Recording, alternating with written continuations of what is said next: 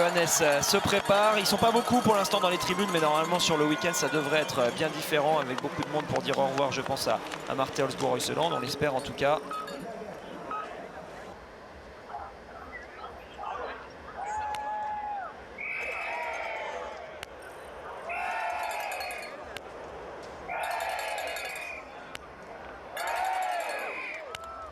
De quoi mettre en confiance Quentin Fillon-Maillet dès le début de cette course, et nous, de quoi nous mettre en appétit. On a entendu quelques supporters français.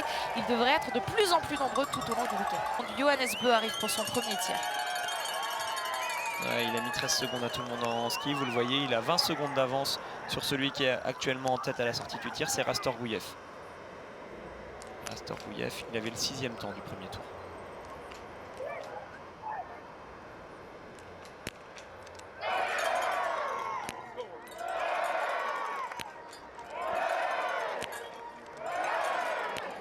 Pas de suspense pour l'instant, c'est bien lui qui de la tête et des épaules va prendre la tête de cette course, et il pourrait la garder jusqu'au bout. Ouais, je trouve que c'est vraiment, ça revient à ce que je disais en début de course, c'est là où je trouve que les Norvégiens sont impressionnants en ce moment. Ok, encore une fois, c'est eux qui vont vite en ski, ça c'est sûr. Mais ils font vraiment le boulot sur le pas de tir. Ils pourraient justement, en étant un peu au-dessus du lot comme ça sur les skis, se contenter parfois de 9, de 8 et se dire j'en lâche un peu sur le pas de tir.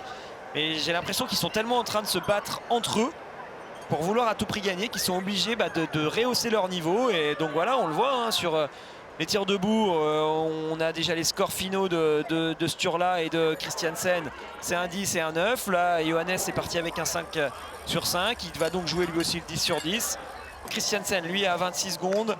Il n'a pas été capable de reprendre du temps dans le dernier tour. Au contraire, il en a perdu face à Sturla. Peut-être que les Norvégiens sont un peu moins bien à la glisse hein, dans cette fin de course. En tout cas, ils se font reprendre par pas mal d'adversaires. On va voir si ce qui est en train de faire Benedikt Göll se confirme avec Rastor Gouyev, qui devrait passer très vite dans les intermédiaires du dernier tour. Et regardez qui revoilà, Johannes Beu sur son tir debout pour jouer la victoire. 39 secondes d'avance avant de commencer le tir. Ça veut dire que même avec un ou deux tours de pénalité, il peut ressortir devant tout le monde. Il y en aura un. Et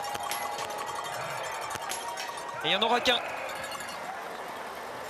Ça devrait donc être suffisant pour Johannes Beu pour aller chercher son record de victoire sur une saison.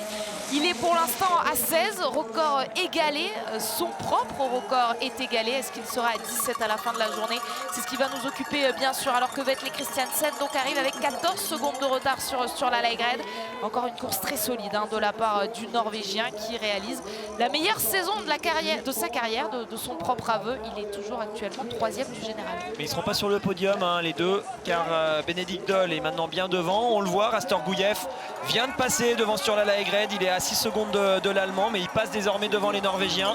C'est-à-dire que pour l'instant, le seul à vraiment pouvoir jouer le podium, c'est Johannes, 16 secondes d'avance. On va voir comment se comporte Johannes dans le dernier tour. Tous ses compatriotes perdent du temps face aux adversaires. 13 secondes maintenant, ça s'empile hein, les secondes. C'est assez impressionnant ce que Benedikt Göll est en train de mettre à Sturla sur cette fin de course. La réalisation étant en train de nous montrer ce dossard 20 d'Andrei Rastor Gouyev. Rastor Gouyev, s'il ne repasse pas devant Benedikt Göll, il n'y aura pas de podium pour lui.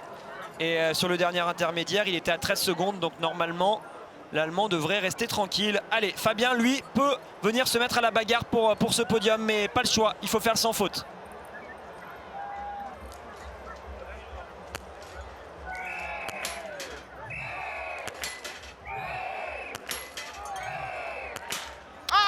Juste en haut, cette dernière balle pour Fabien Claude, qui va devoir aller tourner sur l'anneau de pénalité. Que de regrets sur cette toute dernière balle.